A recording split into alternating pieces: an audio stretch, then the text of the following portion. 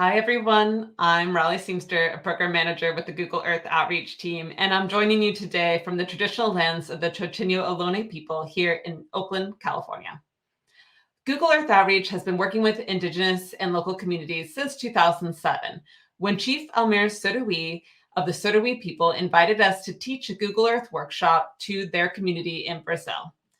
In the decade plus since that workshop, we've been excited to see increasing numbers of Indigenous peoples and local communities using geospatial tools to map and monitor their lands.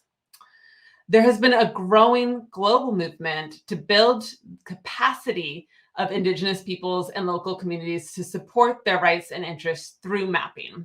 And we're proud to have supported leaders in this space through partnerships and technical training. Today, I'm going to introduce you to some of the people who are part of this movement, some of whom we've been working with for years. All of us are passionate about empowering community members with tools that support their rights and interests. And what's really interesting is all the diverse ways that communities are applying these geospatial tools around the world. That's what I'm really excited to get into today, so let's get started. Welcome, everyone. Let's do a quick round of introductions. Hi, I'm Steve DeRoy. I'm Anishinaabe from the Imw First Nation, and I am the co-founder of the Firelight group. Hi, my name is Alta. I'm based at Rhodes University in Makanda in South Africa, and I'm a senior lecturer in the Environmental Science Department. Hi, everyone. My name is Nosiseko Mtati, but my friends call me Nosi. I was born in the rural parts of South Africa, former Transkei. The town is called Bullerville, very small town, coastal areas. I work at Rhodes University under a project called the Tsitsa Project as the Catchment coordinator. Hi, I'm Vasco Van Goghsmailen. I'm based in Brasilia, Brazil. I work with Ecam, which is a Brazilian NGO that works with traditional peoples in the Brazilian Amazon. So yeah, Michaela, Shirley, and Shet, Wapanashla do Twitagini, Bashashin, Ashin Dashache, my Dashkishni Dashanella, Kindatlichi Date Nasha. Hello, my name is Michaela Shirley. I live and work in Albuquerque, New Mexico. CEO Joseph Dagwadoa, Uli Helisti, Kohika. My name is Joseph Erb, and I am happy to be here. And I'm from Cherokee Nation and in Oklahoma, northeastern part of Oklahoma.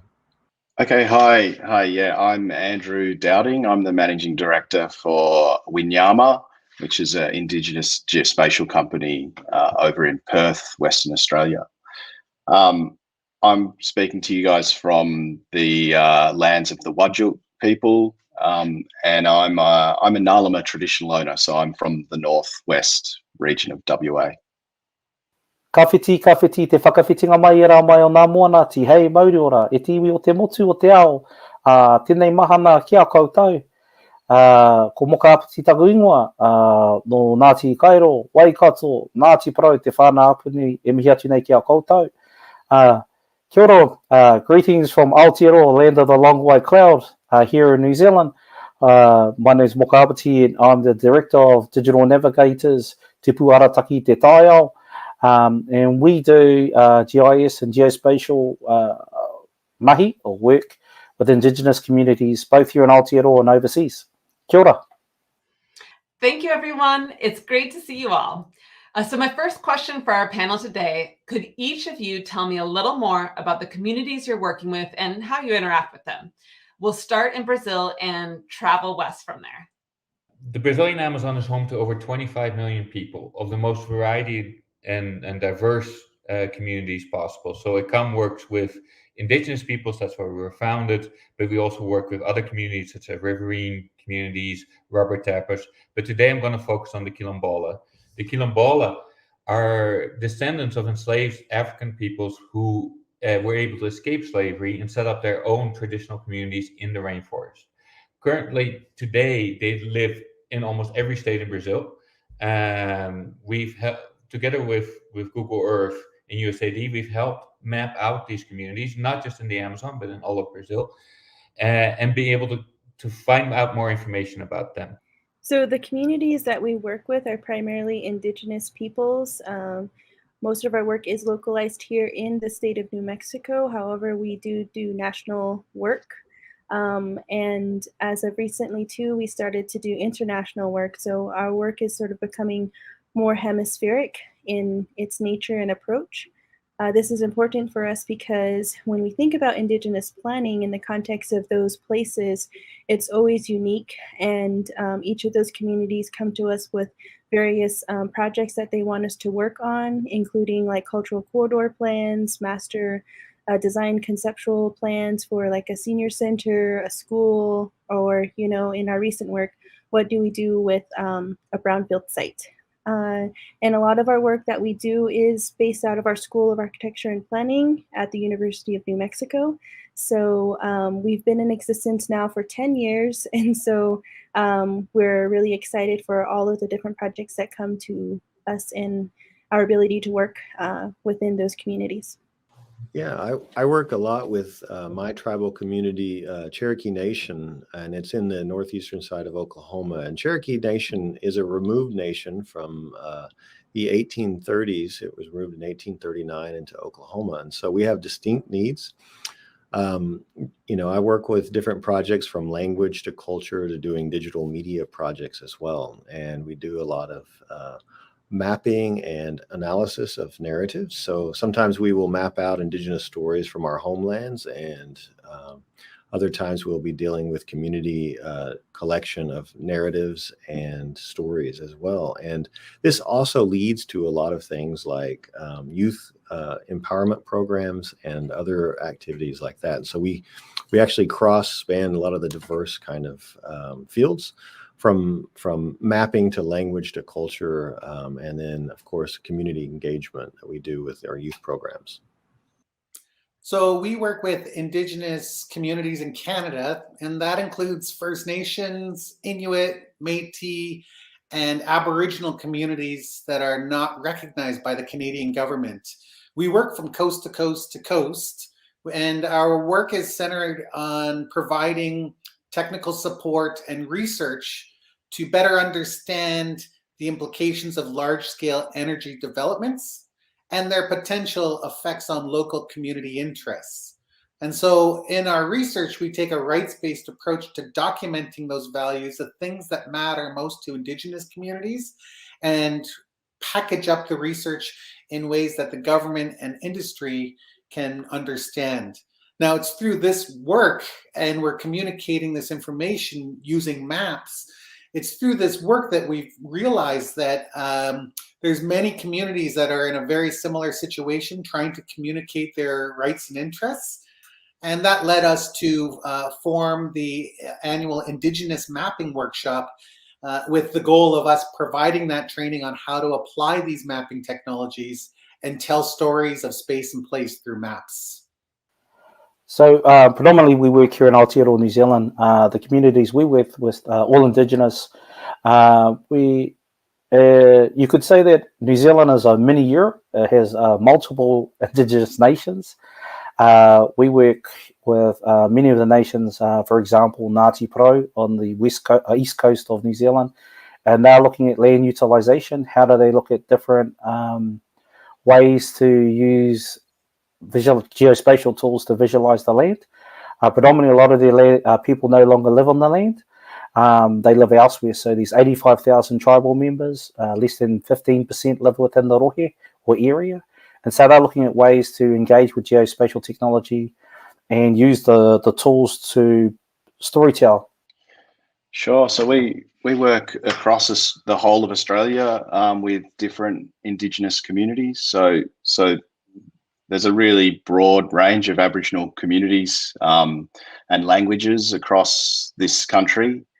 I think we have about 250 different language groups in Australia. So we have this really broad range of like really urban communities that we work with who are really interested in in protecting culture down in the kind of areas where there's a lot of industrial and kind of urban development, all the way out to desert regions where the concerns are a bit different. They're about access to country and access to areas and having kind of management over areas which are really remote. So I work with the the area called the Tita Catchment, but it's in a, I mean, it covers different towns, but the main town is Maclear, and Maclear is in the Eastern Cape of South Africa. And so the communities that we work with fall under what would be formerly, according to history, it's divided. Half of it was the former Transkei, which was like dominated by the Black people, in which case it's a closer communities, and then half of it is dominated by the farming communities, commercial farming.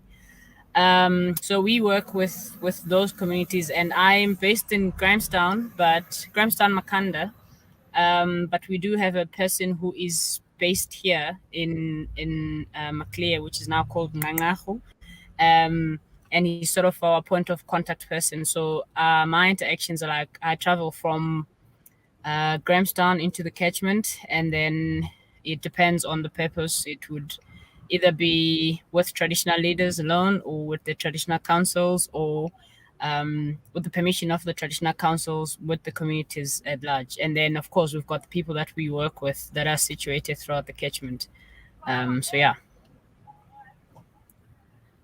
Yeah, maybe I can add a little bit to that. The communities in the Tita catchment, like in many other rural areas in South Africa, you know, as a large result of apartheid, these are very underdeveloped areas, and they're also often quite degraded areas. So they're not really wonderful areas in terms of like agricultural productivity anymore. But that's why projects like the Tita project aim to restore some of these areas. Thank you, Nosi and Alta, and to all of our panelists for introducing us to the diverse communities that you work with. Next, I'd like to know more about what kinds of challenges the communities you work with are trying to solve. And Alta and Nosi, since you answered last, let's start with you two this time, and then we'll work our way backwards through the panel.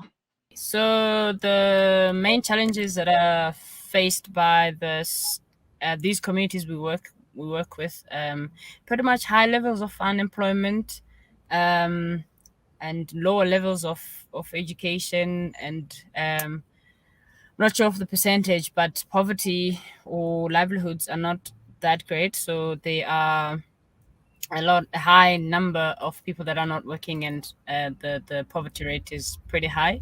But also where we fit in is the area, like Alta mentioned, it's highly degraded.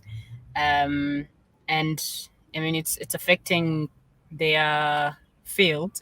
Sometimes it's affecting their households, because it's coming into their gardens and closer to the homesteads. So yeah, that's sort of where we're introduced into the catchment from that perspective of the degradation, which is a major issue in this catchment because of their dispersive soils. Yeah, I don't know if you want to add anything, Alta. Yeah, so I think one of the challenges with deciding where and how to sort of address these degradation challenges is not only like knowing where are the areas that are most degraded, you know, like looking from a remotely sensed image or from some sort of a, you know, pre-existing map, but also to understand where people feel areas are that are important and that are important for them to be restored, and areas that are important for their livelihoods and for their well-being. So that was also a really important part of the Tita project, was identifying where are these areas, how should we prioritize, and how can we work with the system as a broader social ecological system to restore it for, you know, people and planet. Nosi, so I understand that you involve the community members in this mapping project about the degraded areas. Can you tell me a little bit about how you involve the community? So as Alta mentioned before, in trying to prioritize and identify areas that need attention within these communities, in order for us not to dominate and do a top-down kind of approach where we've identified areas from existing imaginary or GIS or whatever is on the web, we actually go to the communities and introduce what we're trying to do, and then in which case we request, like, depends on the scale of what we're trying to do. So if it's like on a bigger scale with like a large number of communities, then we like ask their representatives with their, like, there's 2 people from one community, and then we've got our Google Earth on a big screen, and then they can select which areas are either, so they prioritize as well which what do you call, things would need attention instead of it in like for restoration. So it could be alien invasion, it could be land degradation, it could be springs that need attention because they are a source of water for them and their livestock. And so then they get to identify, if they were to choose top 3 of each, where would they be? And then they put stuff on the map, and then because we usually have a printed out map, so they can put on the map, and then they get to enjoy pointing where. So now we zoom in and out on Google Earth, and then they're like, oh yeah, over there. So they usually call the cursor a fly because it's flying everywhere. And it can find their houses. Like, how can this thing know where my house is? So it's quite an eventful thing, because it's like something that they've never seen before, and suddenly they can see where they are on a map. So it's nice. And then they can like prioritize those things, and then those maps then are then put together, and then will be handed over to the department, who then can give it to the implementers. And after me, you'll see a video of one of the ladies that participated in the participatory maps that we've done within the communities. Hello everyone, igama lam ndinguNcediswa Grace Saunders. Ndingummi walapha eSouth Africa. Ndihlala kudolophu ekuthiwa yiNqanqarhu. Ndithetha nani ngoku ndikwilali yam ekuthiwa kukuQulungashe. Ndisebenza kwi-Teacher Project njenge-Citizen Technician. Ngo-2017 kwakukhona i-training ye-mapping eyayilapha kwi-community yam. Kwakujongwa kakhulu iindawo ezonakeleyo ezifanele ukulungiswa. Ndandiyinxalenye yalo training. Iye yanempumelelo ke lo training, kuba ndithetha nani nje ngoku sekuqalile ukulungiswa kwezo ndawo zazijongiwe ngo-2017. Thank you to Ncediswa Grace, Nosi, and Alta for sharing your work on the Tsitsa project with us. Now, Andrew, let's hear from you about challenges that communities are facing in Australia. The main thing people are mapping in the orgs that we work with are like the cultural sites, cultural and heritage sites. It's a big challenge for people to protect those types of sites too, because a lot of them are kind of the intangible heritage, and very, very hard to communicate without kind of clear depictions of what you're trying to protect. And I don't know if your audience would know about the big mishap that happened this year with the Jukan Gorge disaster, where a big sort of mining company blew up a really old heritage site that was around a mine area, and it sent sort of shockwaves through the kind of mining industry here, as well as the Aboriginal community. And I think the main challenge with that is just clear communications about what sites are in areas that have industrial development, and that's really like been one of the main concerns we've seen from organisations we work with. So I understand you were recently out doing a workshop. Can you tell us a little bit more about what was happening? Yeah, sure. We were up in the Pilbara region of Western Australia, so northern Australia, and there's a newly forming Indigenous Ranger Alliance happening there. So 10 Aboriginal Ranger groups all sort of forming an alliance, and they've approached us to kind of just to basically upskill themselves in mapping and field collection tools. So they're really after, so these rangers are out in the field, so they're really trying to understand how they collect data for their maps. And we also did some drone training, which we showed them how to input into Google Earth too. So yeah, that was really popular because sometimes the satellite imagery for areas is not super crisp, and so the guys are really excited about being able to create orthomosaics and plug them into Google Earth. All right, let's see it.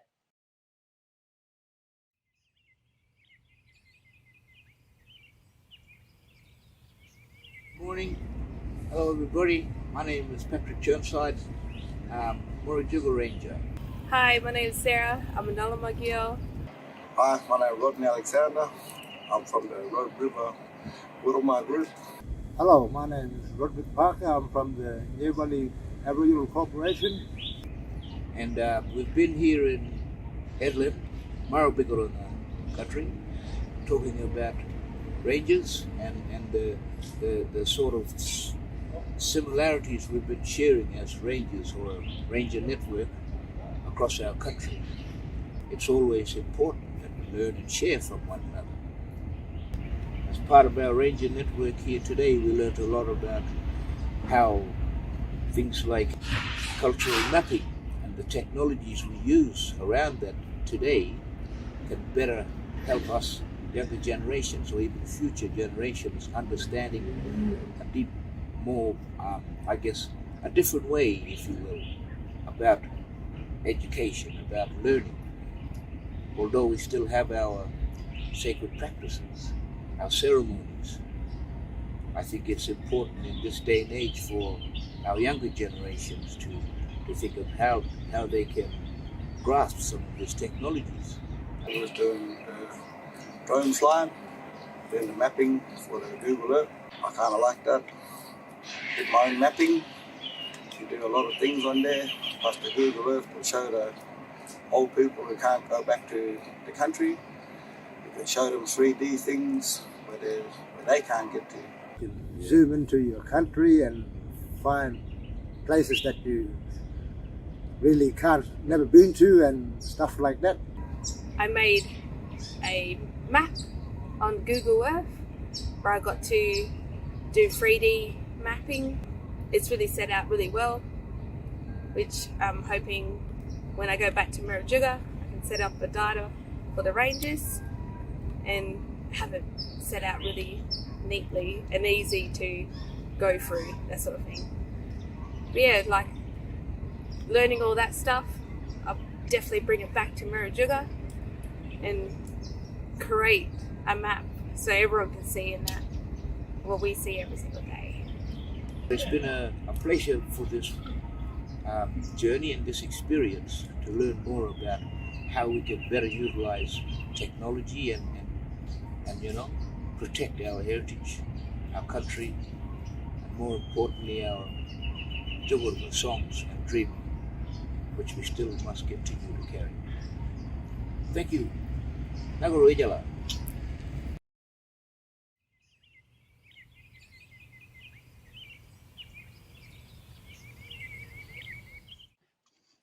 It was great to hear from the people who attended the workshop.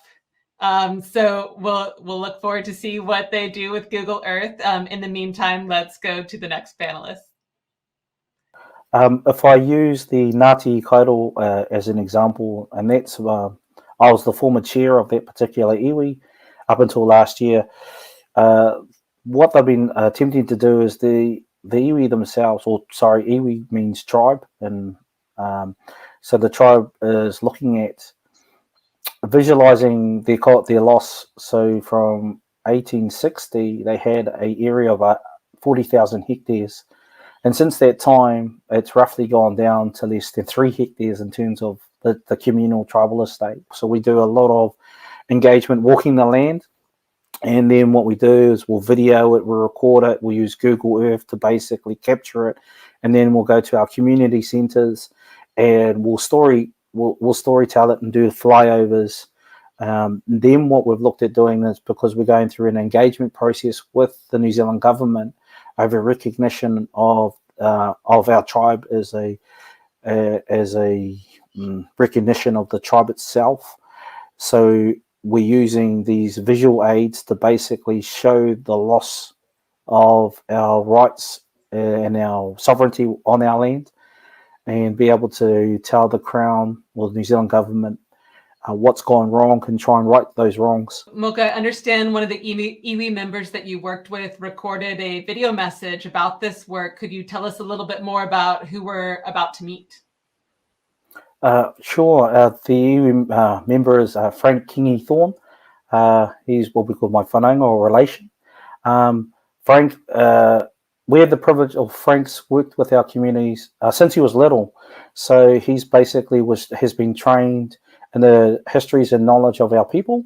So what then we've been able to do is sit with him, and when my uncle and others were alive, and be able to use Google Earth especially to capture those stories.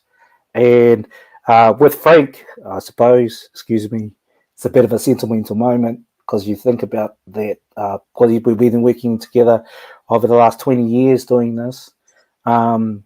He's been able to take those, and we've been working together using Google Earth to visualize our storytelling. So now the next generation, and like my daughter and others, can see these stories. So it's been a real blessing to be able to work with Frank on this project. Wonderful. Let's hear from Frank. Kia ora koutou, ko Frank Kingi Thorne tōku ingoa no Ngāti Hikairo, he iwi motuhake no Te Rohe Pōtai, Waikato, me ngā takiwā o Ōtorohanga me Waipa, kei Aotearoa nei. So I'm Frank Kingi Thorne, I'm from Ngāti Hikairo, I'm from Te Rohe Pōtai and Waikato, in the districts of Ōtorohanga and Waipa here in Aotearoa. I've been involved with mapping for my iwi Ngāti Hikairo for a long time now, and the reason I and my iwi have been involved in mapping is because we want to tell our stories, the stories of Ngāti Hikairo, and showcase our places and put our ancestral landscapes back on the map.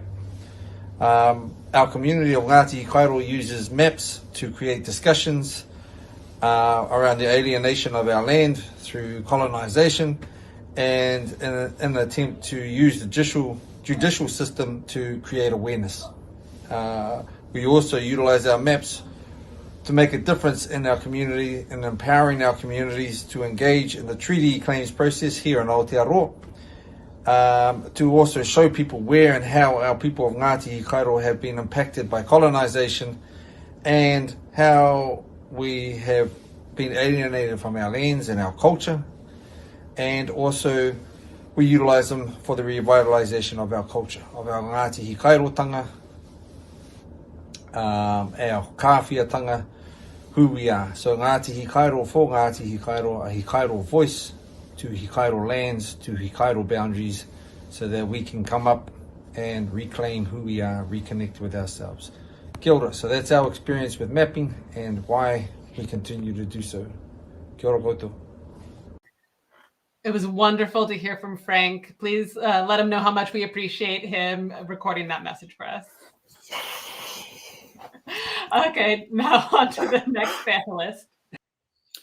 Well, it's about trying to communicate those rights-based activities that Indigenous communities have, and being able to tell that story in a way that someone who doesn't live in the community or is from that area can really understand what those values are to the communities. And so our research is really focused on helping communities document that information in a way that outsiders might be able to understand. So Steve, you've talked a little bit about the Indigenous Mapping Workshop, or the IMW. Can you tell us a little bit more about how long that's been going on? Yeah, so we founded the annual Indigenous Mapping Workshop in 2014. Google was a partner of that very first event. And we realized at the time that there's a rapid change in the way geographic information sciences are being applied across the board. And, you know, in my career, I've seen a real change moving from paper mapping to desktop computing to mobile mapping and to cloud-based computing. And so we realized that this rapid change, many communities are trying to better understand how they can tell a story through maps. And so we wanted to create a safe space that Indigenous peoples can come together and share stories of how they're using maps, data, and technologies, and also to increase their spatial literacy by providing access to culturally relevant training. And so what our goal really has been is to build a global community of Indigenous mappers and really increase the way in which Indigenous peoples are telling their story of space and place. And on that note, I understand that we have some video messages from IMW alumni, so let's hear about how they're leveraging what they learned. Natural Resources Canada houses the Canada Land Survey records in a digital download overlay in a Google Earth KMZ format. Some of our signatory First Nations under the Framework Agreement use these files and Google Earth Pro to assist in governing their lands. I have aided many in joining the First Nation land registry data to the NRCan cadastral fabric. Here you can see how the Canada Land Survey appear on Google Earth. The land's governor can see the status of each lot of their reserve.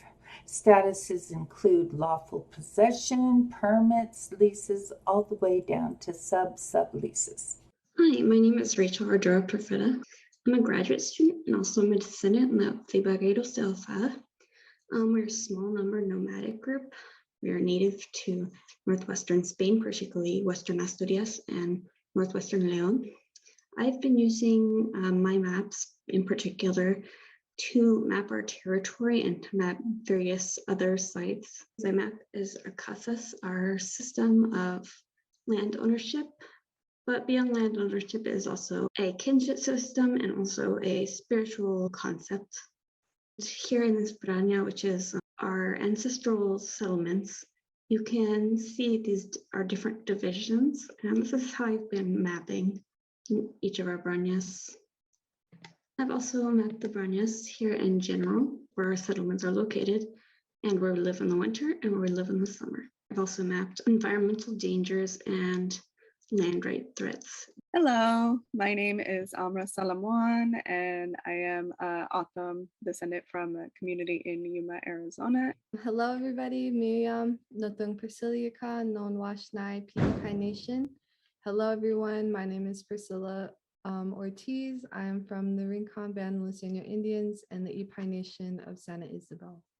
Notung Amy Admire Yakan, the Washnai, non Payonkawish. My name is Amy Admire. I'm the director of the Rincon Youth Storytellers here at the Rincon Indian Reservation. Google has been a great tool in creating our current Story Maps project. We started it as just wanting to map out the place names of really significant locations that we've heard in our children's stories, so places where our original people like Chahuka and Talquish, where they lived and how those are still their homes today. The next step is to build the website into a tool that teachers could use as well to counter some of the inaccuracies in the K-12 education about Indigenous California, but also to empower Indigenous youth who are in public schools to have their stories told from their perspective.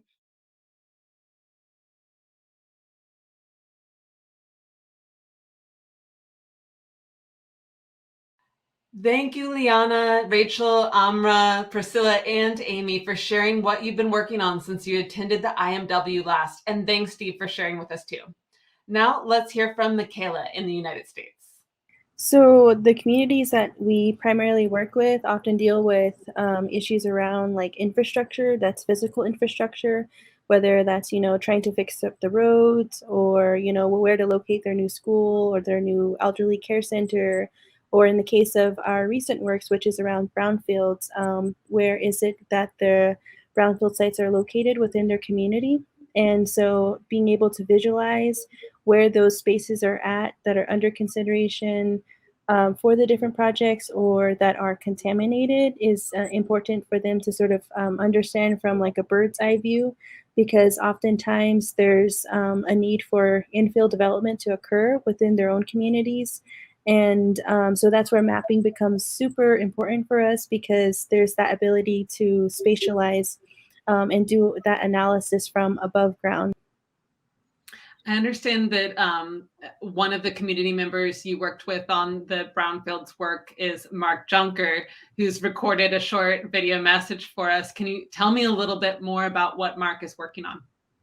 Yeah, so Mark Junker is from the Sac and Fox Nation, which, is a nation primarily in the states of Missouri, Nebraska, and Kansas. And he uses the mapping through the My Maps and then the Google Earth platforms in order to, take in any sort of climate analysis that, his department needs to consider. And of course, relaying that information that he learns to the community. And then the second is locating all the illegal dump sites that are occurring within his community. And then thirdly, also trying to deal with a recent rail derailment incident that occurred. And so trying to understand, again, like how all of these sites relate to each other in sort of a spatial way is important, because it's important for the community to be aware of what's happening. And sometimes the incidents that have happened, whether it's recent or in the past, are really important to inform what it is they're going to do for their future planning in their respective communities, like Mark's. Wonderful. Let's hear from Mark. I use maps in a lot of different contexts, but most of all, I try to use them so that I can get a better understanding of a particular situation. This site here was once an illegal dump site and still has the potential to be one. We used our mapping capacity to mark all the different sites on the 25 square miles that make up our reservation to get them cleaned up. Once I'm able to understand that particular situation, it makes it much more easy for me to use those maps to convey that idea to others. The mapping that we do is really important just as much for the content that's in the map, but we also need to be considerate of what we leave out. Where do we create the boundaries of a map? Wow, so it was fantastic to learn from Mark about all the ways that he's using My Maps to help keep community members informed about what's happening. So Joseph, I want to turn to you. What are some of the main challenges the communities that you're working with are trying to solve? Yeah, so a lot of our programs are educational communities, and one of the programs is Remember the Removable Bike Ride, and we take youth and we train them for 6 months in language, culture, and history through their genealogy. And we actually go back to our homelands and travel the entire route of the Trail of Tears and take the students along that. And when I was running the program for several years, I developed a map of all the different journals that were written at the time.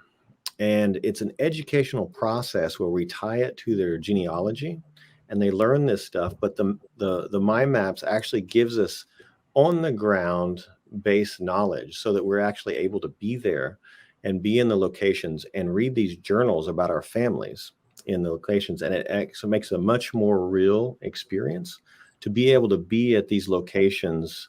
And as a removed people, we actually get to see what our ancestors come along and traveled with. And it makes the experience so much more meaningful when we're able to actually see that on a map that's interactive and we can follow it during the day. And every 5 or 10 miles, and a major event happened. We lost people, we had different things, we had babies born, and we actually tie that to the genealogy. And the students that we're actually working with get to read that of those days. So we tie who's reading what journal articles to whose genealogy are relating to it. And My Maps has been a fantastic tool for us to be able to use that.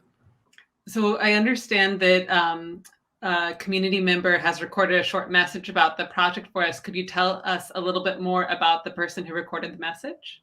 Yeah, Will Chavez was one of the first, when we started this program in 1984, Cherokee Nation, Will was on it at 16 years old. And although I started the map and worked several years to develop this, I worked in conjunction with historians, community people, all of this stuff. And Will has taken it and utilized this map and is running the program today. And so he was a student at the time, and now he's actually taking these maps and these journals and adding to it. And this is what's great about it. It's a growing document that's living. And Will's using this kind of stuff and actually continuing on this process of taking that journey with his students and utilizing the map so they all get this access to this knowledge, and it geolocates all these young students who all have phones in their pocket that work with my maps. Wonderful. Let's hear from Will. Osio, Will Chavez Davadoa. Hello, my name is Will Chavez from the Cherokee Nation Reservation in Oklahoma. I'm speaking to you from Talco, Oklahoma, the capital of the Cherokee Nation. We use maps for the annual Remember the Removal bicycle ride to follow the northern route, the Cherokee Trail of Tears, that travels through 7 states from Georgia to Oklahoma. All right. It was great to hear from Will Chavez. But Joseph, I want to ask you, I know you're working on another project recently, and I know the map is still in development, but could you tell us a little bit about, what we're going to see in that map?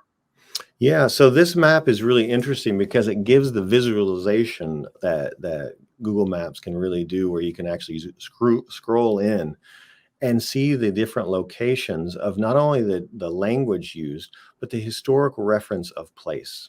And they have all these historical elements because the Kaza Nation, or Kaw Nation as it's known today, we're living along that Kansas River. And even the word Kansas is from their people. And most people don't realize that the state of Kansas is actually named after indigenous tribal nation and these people that are inhabited along this river.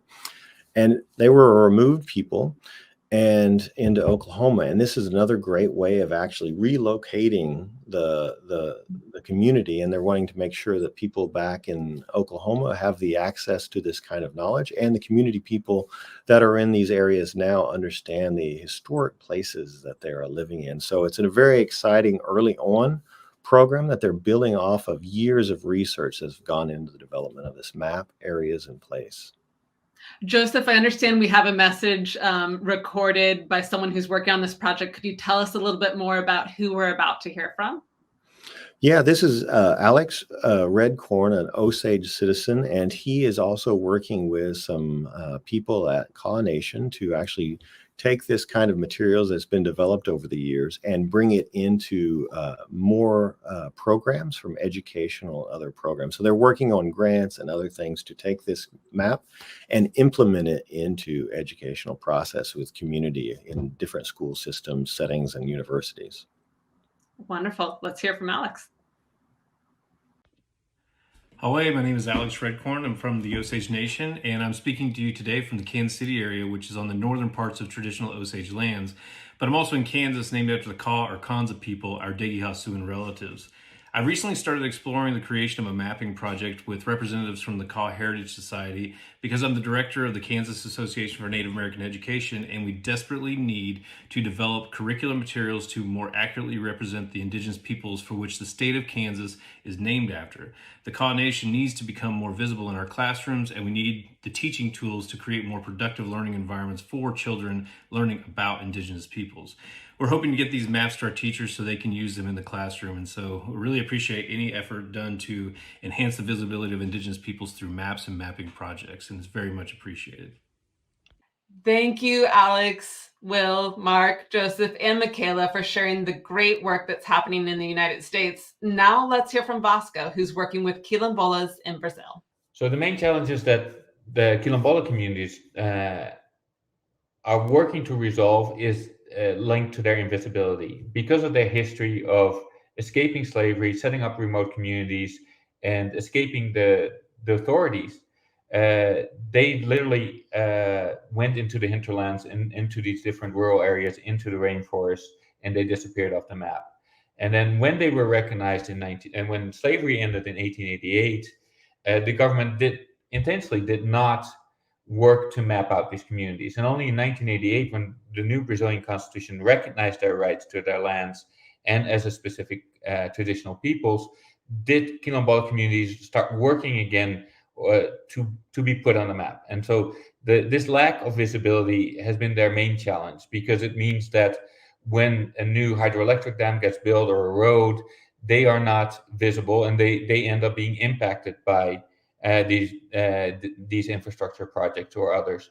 At the same time, by not being visible, the government isn't able to provide the public policies, health, education, and other things that the communities need.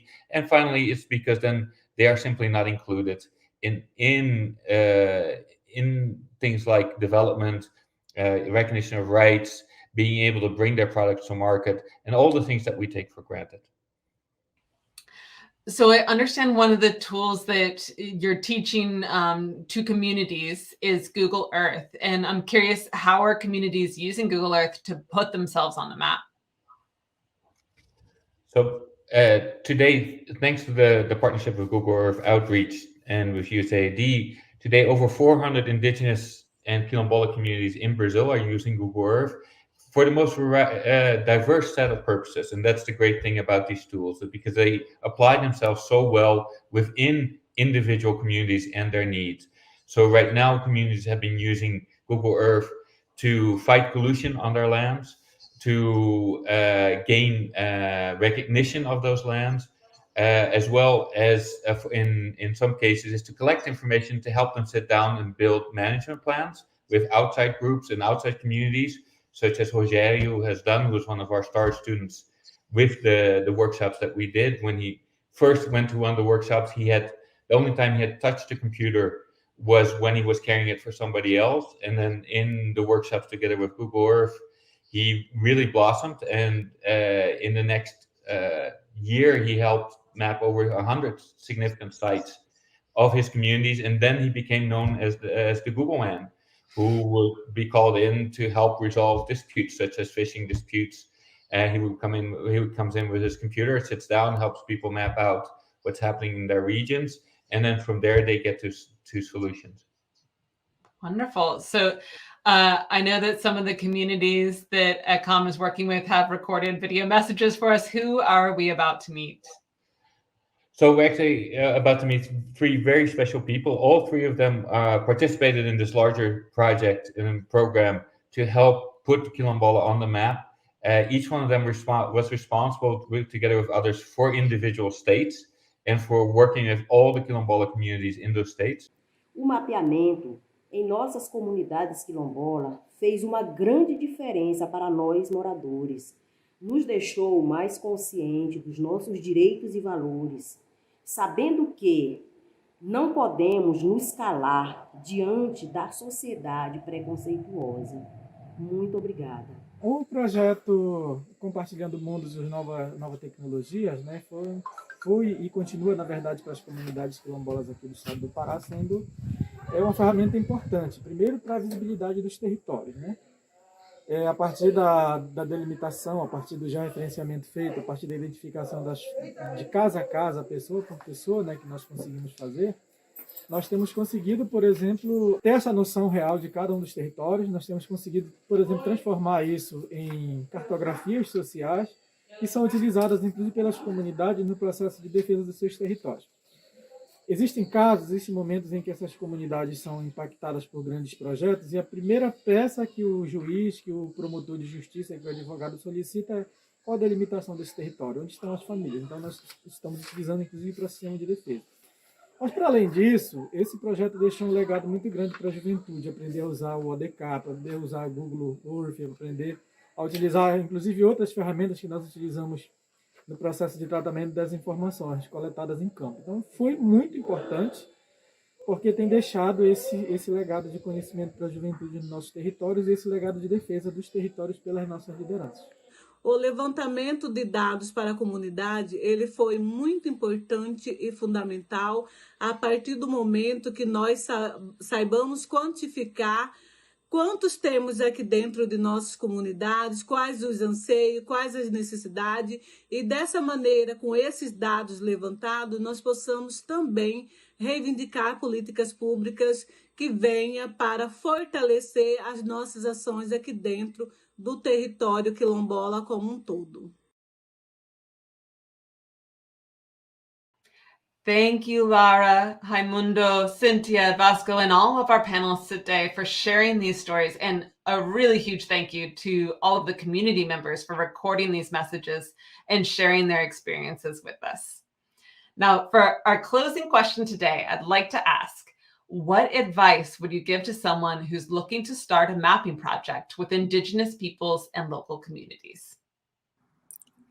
It's a really great question and a very important one. So my advice would be first, if you're an Indigenous member of the community that you're hoping to do a mapping project in, definitely seek counsel from your elders and any of the officials that might be able to sort of bless your project to get it started.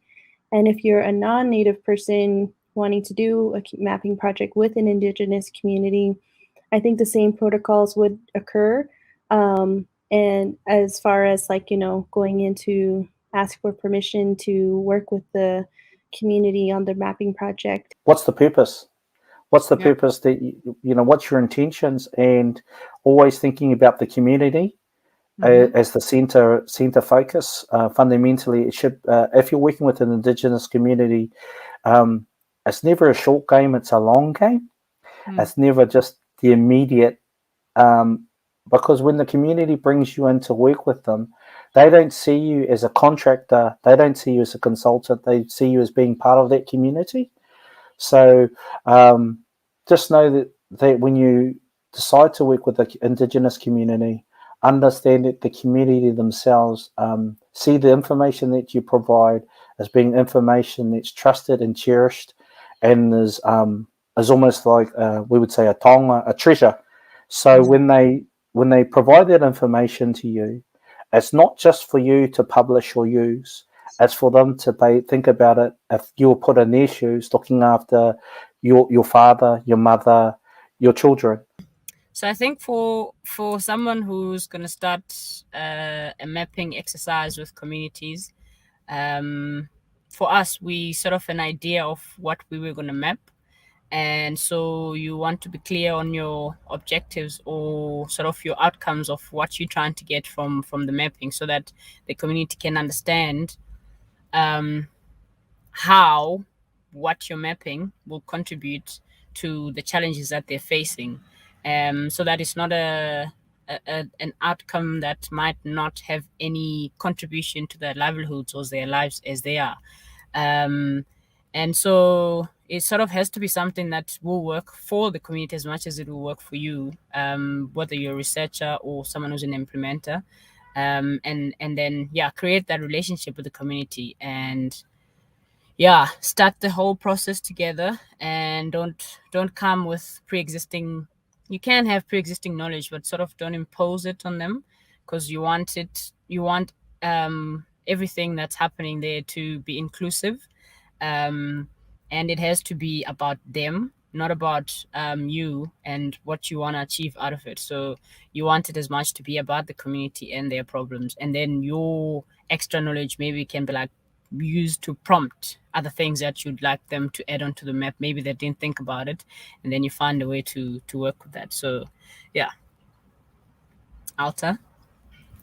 I think those are great things to keep in mind. I would add that as much as you don't want to impose your knowledge on people, it's good to go prepared. So it's important to make sure that you have some points on the map that you can use to guide people around the map. Make sure that you really clearly explain, what people are looking at. So the idea of a virtual globe can be very overwhelming if you've never seen something like that before. And I think it's important to allow enough time for people to get familiar with, the strangeness, explore a little bit, go and find their houses, go and find places in their surroundings that they're familiar with, and then start the conversation about whatever the objective of your workshop is. I think another important thing that I think in the South African or the Global South context comes up a lot is that people are not necessarily familiar with kind of ethical risks of sharing spatial information.